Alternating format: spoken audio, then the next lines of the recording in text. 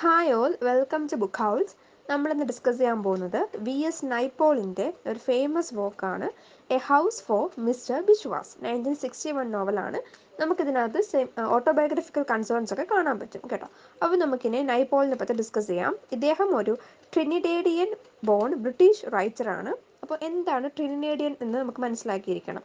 ട്രിനിഡേഡിയൻ അതായത് നമ്മുടെ ഇന്ത്യക്കാർ നോർത്തേൺ സ്റ്റേറ്റ്സിലുള്ള കുറേ ഇന്ത്യക്കാർ കരീബിയൻ സീയുടെ ഒരു പാർട്ടായിട്ടുള്ള ഐലൻഡ് ഉണ്ട് ട്രിനിഡേഡിയൻ. അവിടെ പോയി സെറ്റിലായി. അപ്പോൾ അവർക്കൊക്കെ എന്താണ് ഇന്ത്യൻ ആയിട്ടുള്ള ഫീച്ചേഴ്സാണ് ഉള്ളത്. ഇന്ത്യൻസ് ആണ് അവർ നേറ്റീവിൽ, പക്ഷെ അവരവിടെ പോയി മൈഗ്രേറ്റ് ചെയ്തു. അങ്ങനത്തെ ഒരു റൈറ്ററാണ് നമ്മുടെ നൈപോൾ എന്ന് പറയുന്നത്. ഓക്കെ, അതുപോലെ തന്നെ he is known for his comic early novels set in Trinidad, his bleaker novels of alienation in the wider world and his vigilant chronicles of life and travels. അപ്പം അവരൊരു ഐലൻഡ് ആണല്ലോ, so they are alienated from the wider world. അതുപോലെ തന്നെ ഇദ്ദേഹത്തിൻ്റെ വർക്ക്സിൻ്റെ മറ്റൊരു ഫീച്ചറാണ് chronicles ആയിരിക്കും. ഈ ഒരു novel a house for mister ബിശ്വാസും it's a chronicle of mister Biswas life. He wrote in prose that was widely admired, but his views sometimes aroused controversy. He published more than 30 books. Okay, ഇനി നമുക്ക് ഇദ്ദേഹത്തിൻ്റെ പ്രധാനപ്പെട്ട മറ്റു works നോക്കാം. In A free state ഉണ്ട്, A bench in the river ഉണ്ട്, the Enigma of arrival ഉണ്ട്. പിന്നെ 1971 ഇദ്ദേഹത്തിന് ബുക്കർ പ്രൈസും 2001 ഇദ്ദേഹത്തിന് നൊബൽ പ്രൈസ് ഇൻ ലിറ്ററേച്ചറും കിട്ടുന്നുണ്ട്. So he is a great man, he is a genius. ഇനി നമുക്ക് നമ്മുടെ വർക്കിലേക്ക് പോകാം. നമ്മുടെ ഈ നോവല് നൈപോളിൻ്റെ first work to achieve acclaim world wide ആണ് കേട്ടോ. അപ്പോൾ അദ്ദേഹത്തെ പോപ്പുലർ ആക്കിയ വർക്കാണ് ഹൗസ് ഫോർ മിസ്റ്റർ ബിശ്വാസ്. അപ്പം ഈ ഒരു സ്റ്റോറി ആരുടെയെന്ന് പറയും, മോഹൻ ബിശ്വാസ് എന്ന് പറയുന്ന ആളാണ് ഇതിനകത്ത് സെൻട്രൽ ക്യാരക്ടർ എന്ന് പറയുന്നത്. അദ്ദേഹം എപ്പോഴും സക്സസിന് വേണ്ടി സ്ട്രൈവ് ചെയ്തുകൊണ്ടേയിരിക്കുന്ന ഒരു മനുഷ്യനാണ്. പക്ഷേ മിക്കവാറും ഒക്കെ ഇദ്ദേഹം ഫെയിലായി പോകാറുണ്ട്. ആൻഡ് ഓൾസോ ഇദ്ദേഹം തുളസി ഫാമിലി അവിടെയാണെങ്കിൽ മാരി ചെയ്യുന്നുണ്ട്. ബട്ട് എന്താണ്, അദ്ദേഹം അവിടെയും ഡോമിനേറ്റ് ചെയ്യാൻ പറ്റുന്നില്ല. അദ്ദേഹം അവിടെ ഇൻഡിപെൻഡൻ്റ് അല്ല. ഓക്കെ, അപ്പം അദ്ദേഹത്തിൻ്റെ ഈ ലിബറേഷന് വേണ്ടിയുള്ളൊരു സ്ട്രഗിളിനെയാണ് നമുക്ക് ഈ ഒരു നോവലിൽ എന്താണ് ഉടനീളം കാണാൻ പറ്റുന്നത്. ഇനി ലാസ്റ്റ് സ്വന്തമായിട്ടൊരു വീട് ഇദ്ദേഹം ഓൺ ചെയ്യുന്നുണ്ട്. അങ്ങനെയെങ്കിലും ലിബറേഷൻ കിട്ടും. ആ ഒരു ഐഡിയ, അതായത് എപ്പോഴും ഇദ്ദേഹത്തെ ആരെങ്കിലുമൊക്കെ ഡോമിനേറ്റ് ചെയ്തുകൊണ്ടേയിരിക്കും. ഡോമിനേറ്റ് മീൻസ് ഇദ്ദേഹത്തിന് മറ്റുള്ളവരെ ഭരിക്കണം എന്നല്ല, പക്ഷെ സ്വന്തമായിട്ടൊരു ഒപ്പീനിയൻ പോലും ഇദ്ദേഹത്തിന് ചൂസ് ചെയ്യാൻ വയ്യ. ഒരു ഫ്രീഡംലെസ് ആയിട്ടുള്ള അവസ്ഥയാണ് നമുക്ക് കാണാൻ പറ്റുന്നത്. ഓൾസോ നമുക്ക് ഇതിനകത്ത് ബയോഗ്രഫിക്കൽ എലമെൻറ്റ്സ് കാണാം. ഓഥറിൻ്റെ ഫാദർ, അദ്ദേഹത്തിൻ്റെ ലൈഫിലെ കുറച്ച് ബയോഗ്രഫിക്കൽ എലമെൻറ്റ്സ് കാണാം. And views A colonial world sharply with post colonial perspectives. അപ്പോൾ നമുക്കിതിനകത്ത് പോസ്റ്റ് കൊളോണിയൽ എലമെൻറ്റ്സും എഴുതി വെക്കാം. ഓക്കെ, ഇനി നമുക്ക് നോവലിൻ്റെ സമ്മറിയിലേക്ക് പോവാം. ഈ ഒരു നോവല് പ്രധാന ക്യാരക്ടർ ഞാൻ ഓൾറെഡി പറഞ്ഞു, മോഹൻ ബിശ്വാസ് ആണ്. ഇത് രണ്ടായിട്ട് ഡിവൈഡ് ചെയ്യുന്നുണ്ട്. ഒരു പ്രലോഗും ഉണ്ട്, അതുപോലെ തന്നെ എപ്പിലോഗും ഉണ്ട്. ഓക്കെ, ഇനി നമുക്ക് നമ്മുടെ ക്യാരക്ടേഴ്സ് നോക്കാം. ഫസ്റ്റ് വൺ മോഹൻ ബിശ്വാസ് ആണ്. ഇത് നമ്മുടെ നൈപോളിൻ്റെ ഫാദറായ ശ്രീപ്രസാദ് നൈപോളിനെ ബേസ് ചെയ്തിട്ടുള്ളതാണെന്ന് പറയാം. പിന്നെ ശ്യാമ എന്ന് വെച്ചാൽ നമ്മുടെ മോഹൻ്റെ വൈഫായിട്ടുള്ളതാണ്. അതുപോലെ രഘു എന്ന് വെച്ചാൽ നമ്മുടെ മോഹൻ ബിശ്വാസിൻ്റെ ഫാദറാണ്. താര മോഹൻ ബിശ്വാസിൻ്റെ മദറിൻ്റെ സിസ്റ്ററാണ്. പിന്നെ ബണ്ടത്ത് അത് താരയുടെ ബ്രദറിൻലോയാണ്. ഓക്കെ, അത് കഴിഞ്ഞിട്ട് പിന്നീട് പണ്ഡിറ്റ് ജയറാം ഉണ്ട്. പണ്ഡിറ്റ് ജയറാം എന്ന് വെച്ചാൽ മോഹൻസിൻ്റെ ക്രുവൽ എംപ്ലോയർ ആണ്. പിന്നീട് മിസ്സിസ് തുളസി ഫാമിലിയിൽ നിന്നാണ് മോഹൻ ബിശ്വാസ് കല്യാണം കഴിക്കുന്നത്. ഇനി ആനന്ദ് എന്ന് വെച്ചാൽ നമ്മുടെ മോഹൻ ബിശ്വാസിൻ്റെ സണ്ണാണ്. അദ്ദേഹം സ്കൂളിലൊക്കെ ഭയങ്കരമായിട്ട് എക്സൽ ചെയ്യുന്നുണ്ട്. And also he is A writer. ഇനി നമുക്ക് നമ്മുടെ സ്റ്റോറിയിലേക്ക് പോവാം. അപ്പോൾ നമ്മുടെ മോഹൻ ബിശ്വാസിൻ്റെ ജനനം തൊട്ടുണ്ട് കേട്ടോ. അദ്ദേഹം ജനിക്കുമ്പോൾ തന്നെ, അതായത് നമ്മുടെ ഒരു ഇംഗ്ലീഷിലൊരു വർക്ക് ഉണ്ടല്ലോ, ട്രിസ്ട്രാം ഷാൻഡി, അതുപോലൊരു ക്രോണിക്കിളാണ് നമ്മുടെ ഒരു വർക്ക് എന്ന് പറയുന്നത്. ഓക്കെ, അത് മനസ്സിലായല്ലോ. ഇനിയിപ്പോൾ നോവല് ഈ ഒരു സ്റ്റോറി ആരംഭിക്കുന്നത് ഇദ്ദേഹം ജനിക്കുന്നുണ്ട്. അപ്പം ഇദ്ദേഹത്തിന് 6 വിരലുകളുണ്ട്. സോ അസ്ട്രോളജറൊക്കെ എന്താണ് ജ്യോത്സ്യന്മാരൊക്കെ പറയും ഇതെന്തോ ഒരു ബാഡ് ലക്കാണ്. സോ ഈ കുട്ടിക്ക് എപ്പോഴും പ്രശ്നങ്ങളായിരിക്കും. So take care of him എന്ന് പറയും. അങ്ങനെ this is considered by a Hindu pandit to be a sign of misfortune and the prediction confirmed when mister Biswas father. Okay, എന്നിട്ട് ഈ ഒരു പ്രഡിക്ഷൻ സത്യമാണെന്ന് എങ്ങനെ മനസ്സിലാക്കും എന്ന് വെച്ചാൽ, ഒരു ദിവസം മിസ്റ്റർ ബിശ്വാസ് ആണെങ്കിൽ ഒരു പശുവിനെയും കൊണ്ട് റിവറിലേക്ക് പോകുന്നുണ്ട്. അപ്പം പശു റിവറിലെടുത്ത് ചാടുന്നുണ്ട്. അപ്പോൾ ബിശ്വാസും കൂടെ, ഇപ്പം പശുവിന് എന്തെങ്കിലും പറ്റി പോകും എന്നൊക്കെ പറഞ്ഞ് അവൻ ചാടി എന്നൊക്കെ പേടിച്ചിട്ട് അവൻ്റെ ഫാദർ വന്ന് അവൻ എവിടെയൊക്കെ നോക്കുന്നുണ്ട്. പക്ഷെ അവൻ എവിടെയൊന്നും ഇല്ലായിരുന്നു. അവൻ ആക്ച്വലി വീട്ടിൽ പോയി ഒളിച്ചിരിക്കുമായിരുന്നു ഈ പശു വെള്ളത്തിൽ പോയതുകൊണ്ട്. പക്ഷേ ഈ ബിശ്വാസിനെ രക്ഷപ്പെടുത്താൻ വേണ്ടി ഫാദർ ചാടിയിട്ട് ഫാദർ മരിച്ചു പോയിട്ടുണ്ടായിരുന്നു. സോ ബിശ്വാസിൻ്റെ ഈ ഒരു മിസ്ഫോർച്യൂൺ കാരണമാണ് ഫാദറിന് ഈ ഒരു ഫേറ്റ് വന്നതെന്ന് വിചാരിച്ചിട്ട് ഓക്കെ എല്ലാവരും വിശ്വസിച്ചു. ഓക്കെ, ഇതാണ് ട്രൂത്ത് എന്ന് എല്ലാവരും വിശ്വസിച്ചു. അങ്ങനെ ഇദ്ദേഹം വളരെ ഒരു അൺലക്കി പേഴ്സൺ ആയിട്ടാണ് വളർന്നു വന്നത്. ആൻഡ് ഓൾസോ എല്ലാവരും ഇദ്ദേഹത്തിന് റെക്കമെൻഡ് ചെയ്തു that just keep him away from water. അങ്ങനെയാണ് ഫാദർ വെള്ളത്തിൽ വീണ് മരിക്കുന്നത്. ആൻഡ് ദെൻ പണ്ഡിറ്റ് ഇയാളെ വാൺ ചെയ്യുന്നുണ്ട്, ഇവരെയൊക്കെ വാൺ ചെയ്യുന്നുണ്ട്, he will be A layer. അങ്ങനെ കുറേ ഡേയ്സ് കഴിഞ്ഞു. ഫാദറിൻ്റെ ഡെത്ത് ആ ഒരു ബിശ്വാസ് ഫാമിലിയെ തന്നെ കംപ്ലീറ്റ് ആയിട്ട് കൊളാപ്സ് ചെയ്യുന്നുണ്ട്. നമ്മുടെ മോഹൻ്റെ സിസ്റ്ററിനെ ആണെങ്കിൽ ഈ sent away to become a servant of her mother's sister Tara and her husband Ajodha. അതായത് അവരുടെ മദറിൻ്റെ സിസ്റ്ററായ താരയുടെയും ഹസ്ബൻഡ് അജോതയുടെയും സെർവൻ്റ് ആയിട്ട് അവരുടെ സിസ്റ്ററിനെ പറഞ്ഞു വിടുന്നുണ്ട്. ബിക്കോസ് ഫാദർ മരിച്ചു സോ ദേ ആർ വേറെ ആരും ഇല്ല അവർക്ക്, അതുകൊണ്ടാണ്. ആൻഡ് മോഹൻ്റെ ബ്രദേഴ്സ് ഉണ്ട്, പ്രതാപ് ആൻഡ് പ്രസാദ്. അവരെന്ത് ചെയ്തെന്ന് വെച്ചാൽ ഒരു ലോക്കൽ ഷുഗർ പ്ലാന്റേഷനിൽ വർക്ക് ചെയ്യാണ്. ആൻഡ് എവിടെയാണ് മോഹനും അദ്ദേഹത്തിൻ്റെ മദറും ജീവിക്കുന്നത്? അവരുടെ എസ്റ്റേറ്റിലൊരു ഹൗസിലാണ്. ഓക്കെ, അതുപോലെ തന്നെ മോഹൻ ഒരു ബ്രാഹ്മിൻ കാസ്റ്റിൻ്റെ മെമ്പറാണ്, ഒരു ബ്രാഹ്മിനാണ്. So he sent to be trained as a pandit by a man named Jayaram. Okay, അങ്ങനെ പണ്ഡിത്തിൻ്റെ അടുത്തേക്ക് പോകും. പക്ഷേ അവിടെ ഭയങ്കര ക്രൂവലായിരിക്കും ഇദ്ദേഹത്തിൻ്റെ ഈ ഒരു പഠിപ്പിക്കുന്ന ആളെന്ന് വെച്ചാൽ. സോ എന്ത് ചെയ്യും എന്ന് വെച്ചാൽ ഇദ്ദേഹത്തിൻ്റെ റിലീജിയസ് പ്രിൻസിപ്പിൾസ് ഒന്നും ഇദ്ദേഹത്തിന് പറ്റുന്നില്ല കേട്ടോ. അതുകൊണ്ട് തന്നെ ഇദ്ദേഹം അവിടെ നിന്ന് രക്ഷപ്പെട്ടു പോകുന്നുണ്ട്.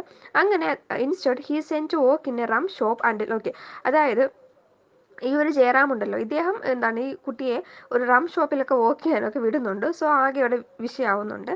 അങ്ങനെ ഇദ്ദേഹം അവിടുന്ന് മാറുന്നുണ്ട്. അങ്ങനെ ഒരു വോക്കിന് വേണ്ടി ഇങ്ങനെ നടന്ന് മിസ്റ്റർ ബിശ്വാസ് മനസ്സിലാക്കും, ഞാൻ നല്ലൊരു സൈൻ റൈറ്റർ ആണല്ലോ എന്ന് മനസ്സിലാക്കും. Sign writer. അങ്ങനെ ഇദ്ദേഹത്തിന് ഒരു തുളസി ഫാമിലി, ഓക്കെ, അവിടുത്തെ ഒരു വലിയൊരു ഫാമിലിയാണ് തുളസി family.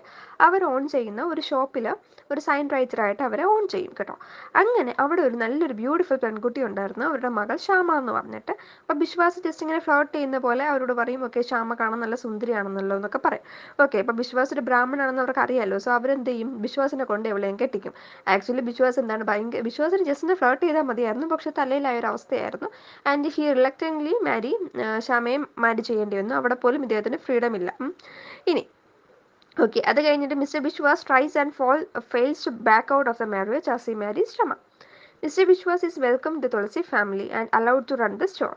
However, his business dealings are not successful and many of the decisions he make lost the family money. മനസ്സിലായല്ലോ.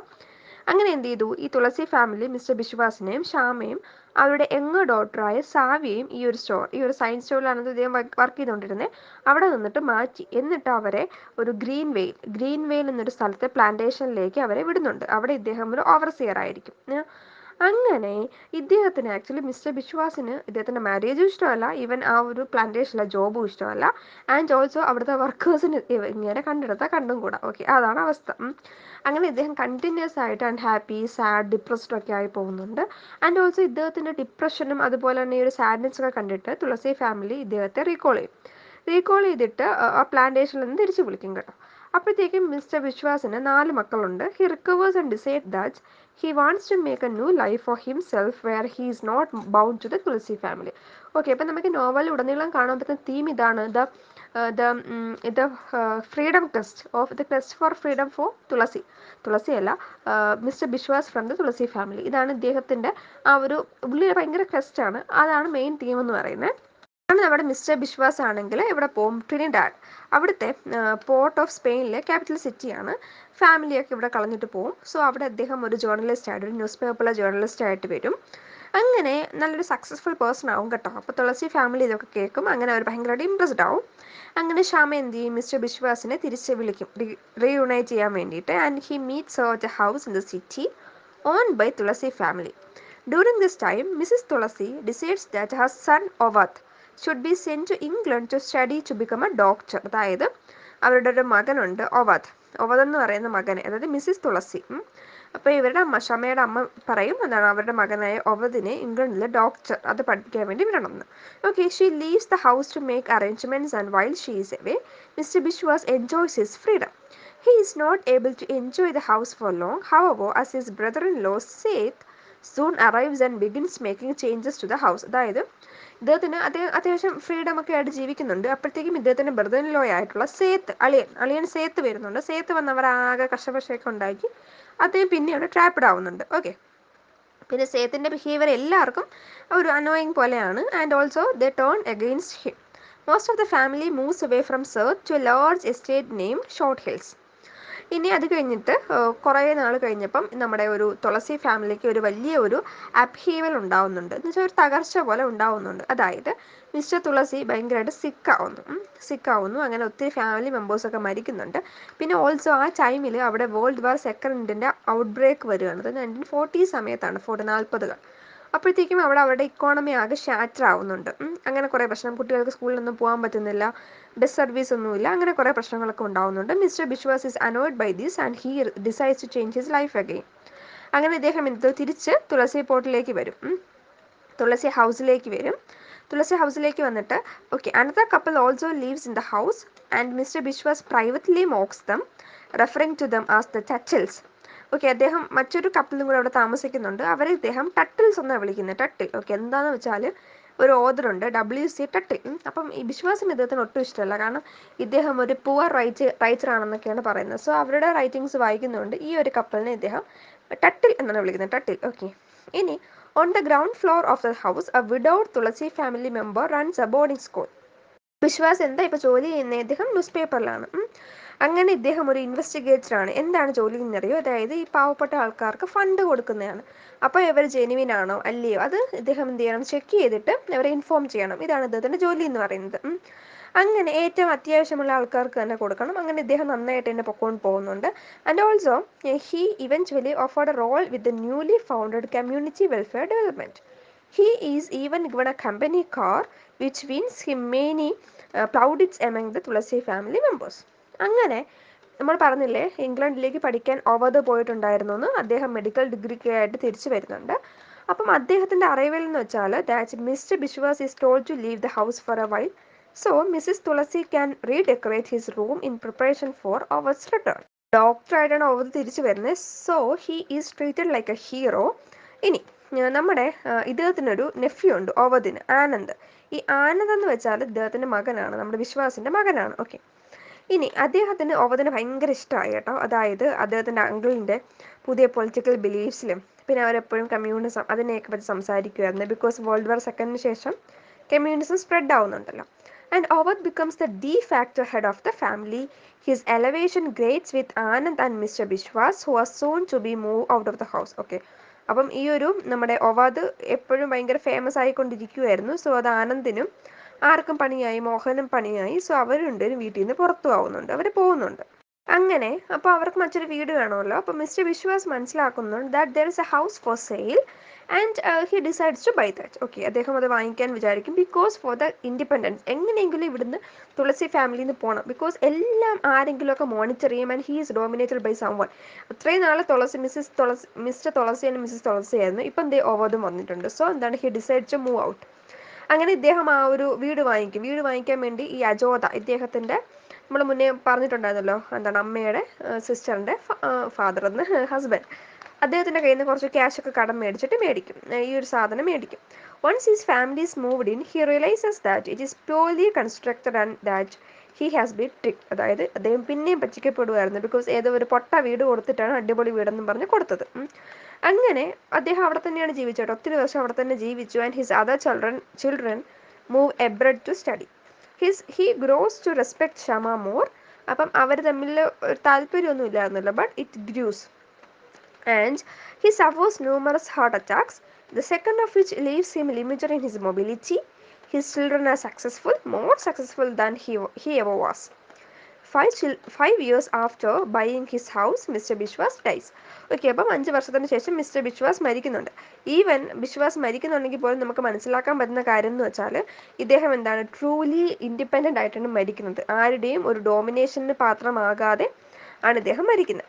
ഈ നോവലിൽ നമുക്ക് സെൻട്രൽ തീമായിട്ട് കാണാൻ പറ്റുന്നത് എന്താണ്, സ്ട്രഗിൾ ഫോർ ഇൻഡിപെൻഡൻസ് ഉണ്ട്, പിന്നെ ക്വസ്റ്റ് ഫോർ ഇൻഡിപെൻഡൻസ് കാണാം, പിന്നെ എലിനേഷൻ. അതായത് മിസ്റ്റർ ബിശ്വാസ് ജനിക്കുമ്പം തൊട്ട് ഇദ്ദേഹത്തിൻ്റെ ആ ഒരു ബാഡ് ലക്ക്, മിസ്ഫോർച്യൂണിനെ പറ്റി പറഞ്ഞ് ഇദ്ദേഹം എലിനേറ്റഡ് ആയിരുന്നു.